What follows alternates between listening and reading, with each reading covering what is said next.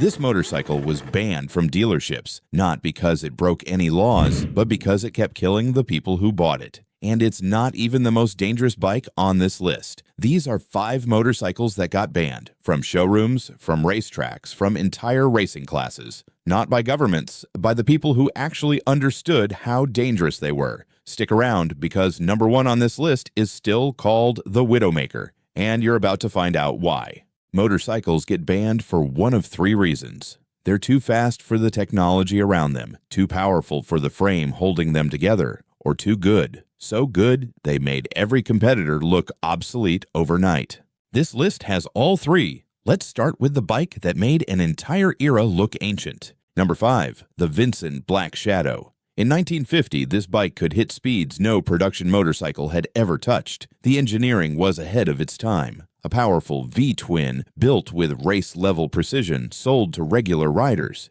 Here's the problem. The tires and brakes of 1950 were never designed for this kind of speed. This bike could go faster than it could stop. It got banned from certain tracks, not because it broke rules, but because it made every other motorcycle on that track look and feel archaic. Race organizers didn't want one bike embarrassing an entire field. The Black Shadow didn't just outrun its rivals. It outran the era it was built in.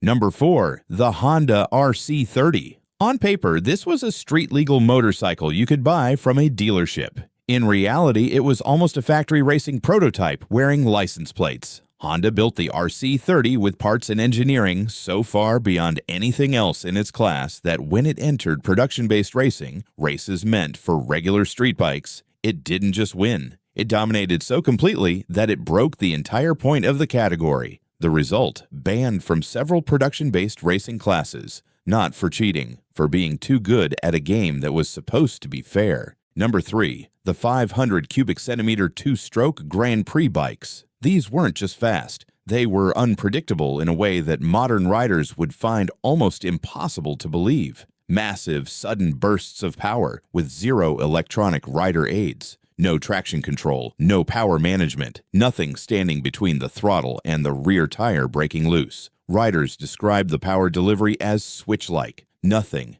nothing, nothing, and then everything at once. Eventually, this technology was labeled unrideable by the sport itself, not by outside regulators, by the racing world that built it. It's part of why this entire era of Grand Prix racing came to an end. When your own sport says a machine is too dangerous to race, that's not an opinion. That's a verdict.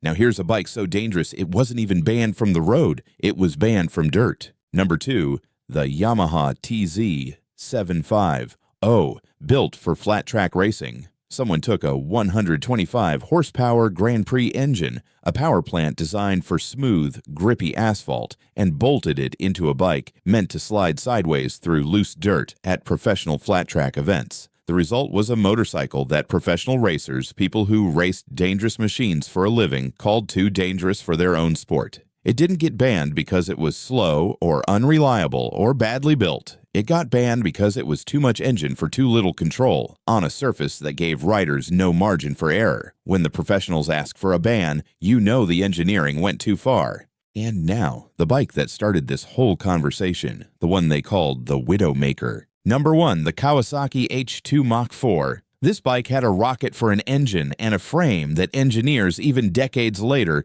describe as a wet noodle. A powerful, aggressive 2-stroke triple bolted into a chassis that simply wasn't built to handle that much power. The combination was brutal. Massive acceleration, minimal chassis control. A bike that could shove riders into situations they had no way of controlling. It earned a nickname that stuck for decades, the Widowmaker. And this wasn't a rumor spread by rivals. Dealers themselves, the people selling the bike, started restricting who they'd sell it to. When the people making money off a product start limiting its sale out of their own concern, that tells you everything about how dangerous it really was.